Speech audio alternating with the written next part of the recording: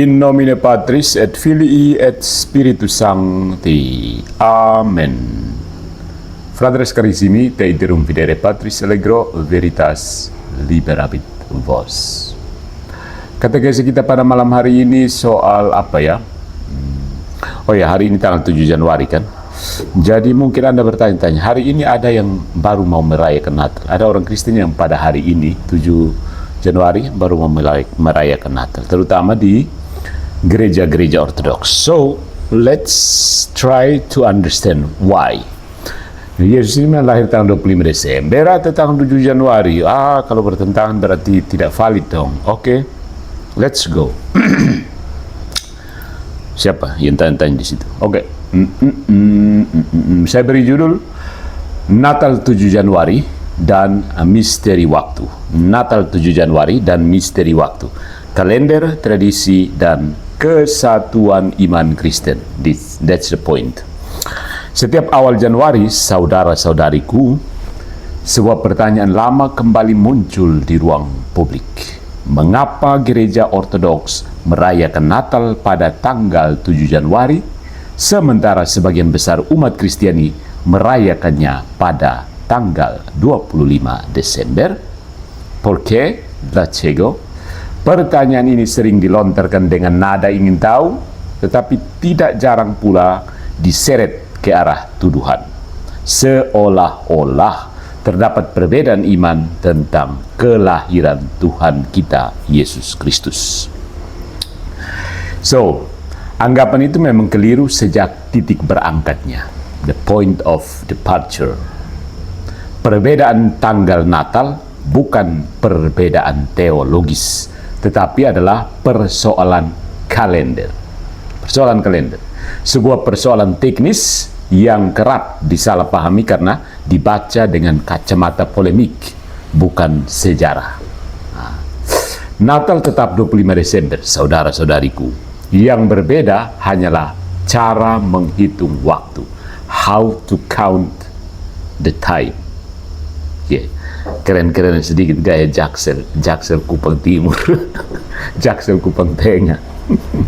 Sejak abad-abad awal kekristenan, gereja baik di timur maupun di barat sudah menetapkan 25 Desember sebagai hari raya kelahiran Tuhan kita Yesus Kristus.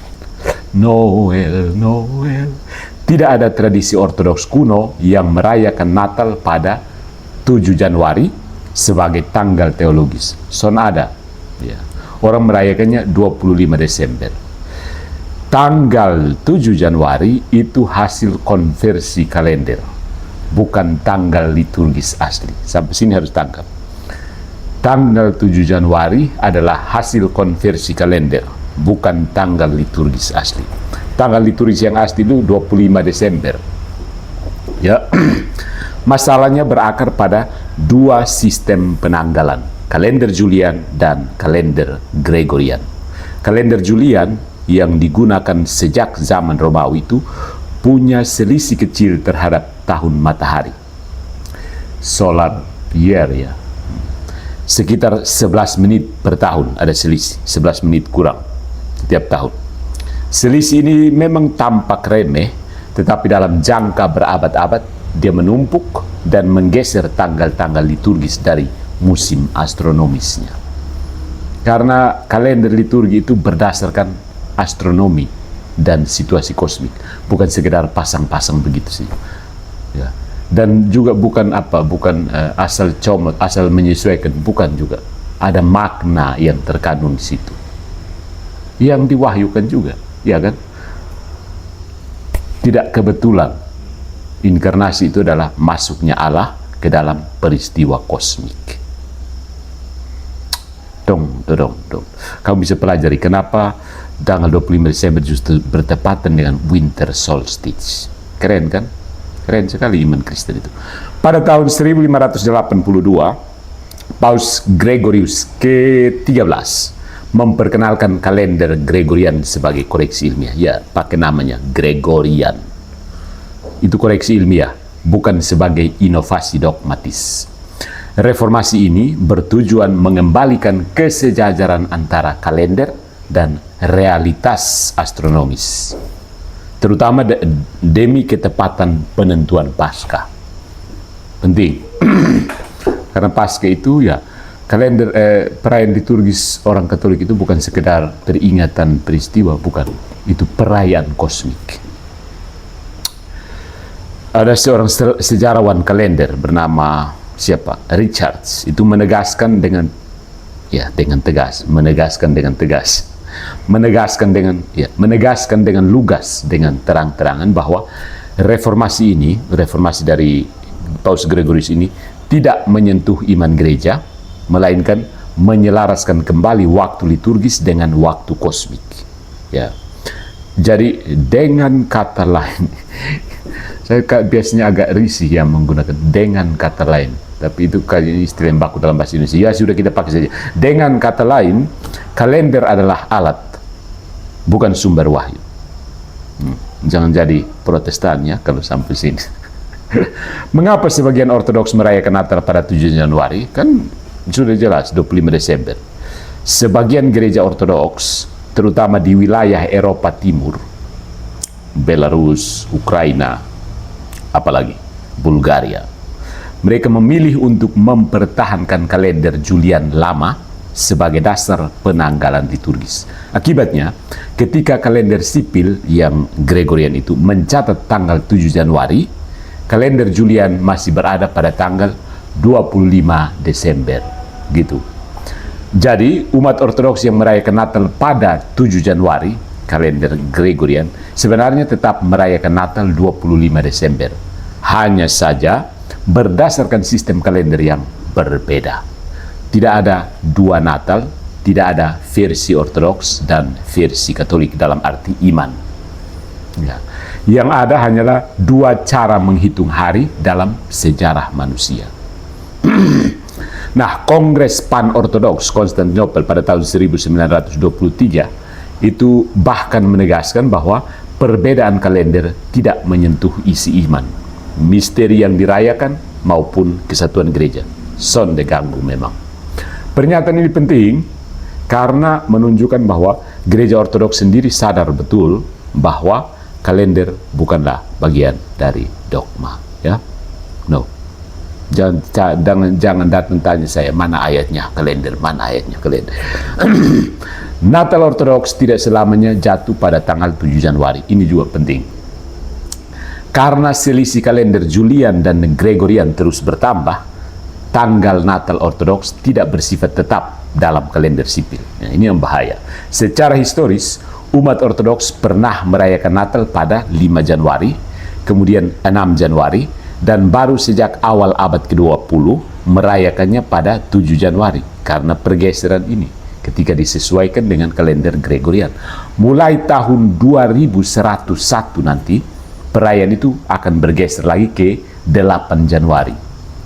Kalau mau buktikan nanti bertahan sampai tahun 2100 ya, untuk melihat apakah memang mereka merayakannya pada tanggal 8 Januari. Fakta ini, saudara-saudariku, dengan sendirinya membantah anggapan bahwa 7 Januari memiliki makna teologis khusus. No. Dia hanyalah hasil perhitungan matematis yang terus bergerak seiring waktu. Nah, ada seorang teolog patristik, kayaknya dia orang Prancis ya, Jean Danielou, saya bahasa Prancis pada ya, Jean Danielou, seorang teolog patristik terkenal, dedengkot, itu merumuskan prinsip ini dengan sederhana tapi cukup tajam. Liturgical dates move because calendars move. Doctrine does not. Loh, katanya orang Prancis kok dalam bahasa Inggris ya? Soalnya saya dapat dari kutipan bahasa Inggris.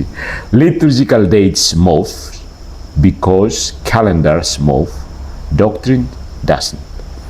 Kalender liturgi itu bergeser karena kalendernya liturgi. Tanggal liturgis bergeser karena kalender bergeser, bukan karena doktrinnya. Doktrinnya tidak bergeser. Kalender berubah, iman tidak. Itu saja, begitu. Berikutnya, tidak semua gereja Ortodoks merayakan Natal pada 7 Januari ya. Tadi itu tidak selamanya 7 Januari. Nanti mereka akan merayakan 8 Januari. Kemudian, tidak semua gereja Ortodoks merayakan Natal pada 7 Januari juga. Nah, kesalahpahaman lain yang sering beredar adalah anggapan bahwa gereja ortodoks secara monolitik, maksudnya secara satu jenis saja, merayakan Natal pada tanggal 7 Januari. Tidak juga, kenyataannya jauh lebih beragam. Ya, beragam. Saya sempat di Polandia kenalan dengan teman-teman dari gereja Katolik Greko-Katolicki Ukraina, yaitu gereja Katolik Byzantine Ukraina, Greek Catholic Church, Ukrainian Greek Catholic Church, UGCC, Greko-Katolicki kalau di Polandia disebut. Mereka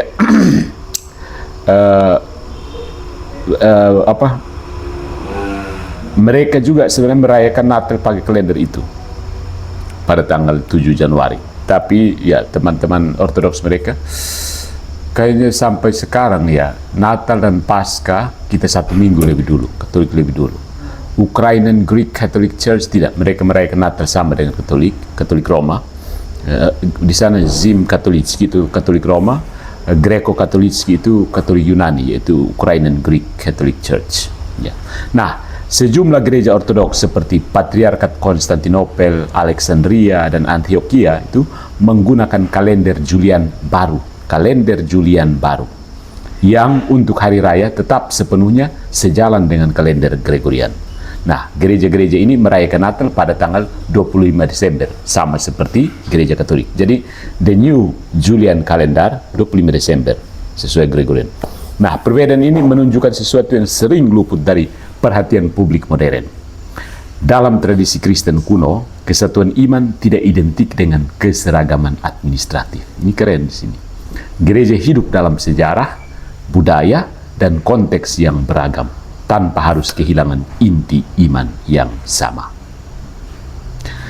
Nah, mari kita beranjak ke kalender, liturgi, dan the theology of time, teologi waktu. Di balik diskusi soal kalender, tersembunyi sebuah wawasan teologis yang lebih dalam. Kekristenan bukanlah iman yang meniadakan waktu, melainkan iman yang menguduskan waktu. Liturgi tidak menciptakan misteri Kristus, tetapi menata waktu manusia agar terbuka pada misteri itu. Yang menariknya adalah bahwa kekristenan itu punya sholat harian untuk menguduskan waktu.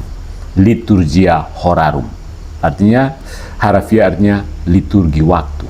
Ibadat harian, divine office, brevir, ya itu dikenal di bahasa Indonesia. Jadi sampai sekarang doa brevir itu wajib untuk imam, biarawan, klerus, para klerus, paus, uskup, imam, biarawan, biarawati, dan umat dianjurkan. Umat awam tidak wajib. Umat yang bukan klerus dan biarawan atau biarawati tidak diwajibkan, tapi dianjurkan. Doa brevir, siapa yang tahu doa brevir? Orang Katolik maksudnya, yang bukan Katolik lewat. Alexander Smeman, seorang teolog ortodoks modern, menyatakan bahwa gereja tidak menyembah kalender, tetapi menggunakan kalender untuk mengarahkan waktu kepada Kristus. Pernyataan ini selaras dengan ajaran Katolik yang menegaskan bahwa gereja tidak terikat pada sistem ilmiah tertentu, sejauh sistem itu melayani perayaan misteri iman. Ya, gereja tidak terikat pada dia, tapi ya, kalau sistem itu melayani misteri iman, ya dipakai. Ya. Jadi yang sudah mulai Natal pada saat bulan berakhiran Ber itu sebenarnya bukan Kristen sih, tapi paksa diri Kristen, Kristen PD, Kristen paksa diri.